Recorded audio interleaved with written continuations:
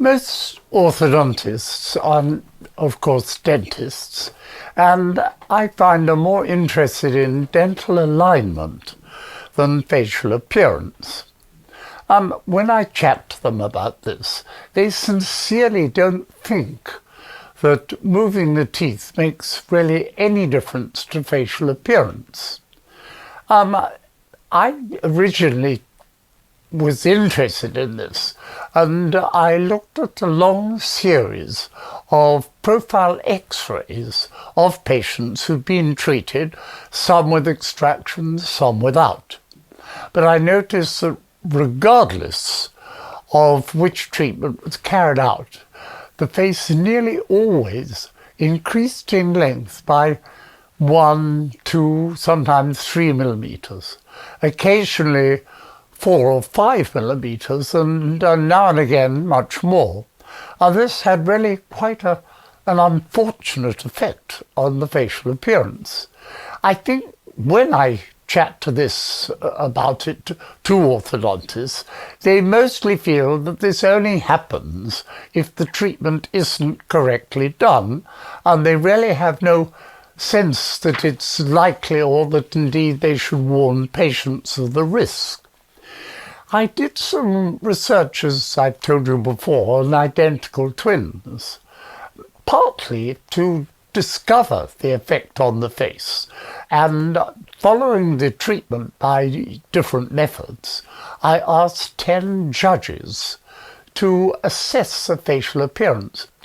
So these judges found that every case that had been treated with orthodontics using fixed appliances looked worse after treatment.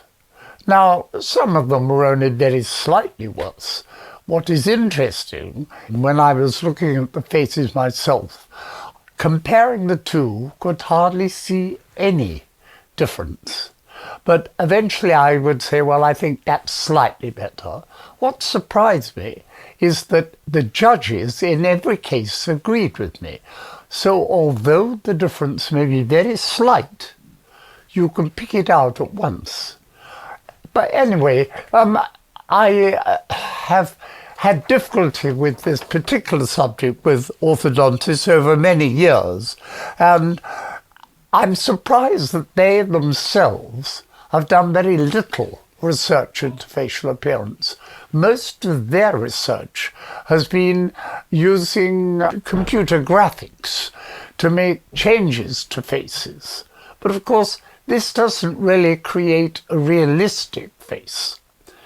And when it comes to asking patients to make a judgment, they find these artificial faces quite difficult to assess. Now, with the publicity that I've had on Facebook and other sites, I've had a lot of distressed parents, and I've been surprised how many there are from all over the world, saying that either their or their children's faces have been badly damaged. And there is no doubt that patients are far more sensitive to this than perhaps orthodontists are. Unfortunately, because of this response by the public, I am now seen as a threat to orthodontists anyway. They have gone to really great efforts to, in effect, keep me quiet by removing me from the register and from their membership. But I have found that the treatment is getting more and more popular overseas. And I think ultimately this will rebound on the British orthodontists, who will be found at fault.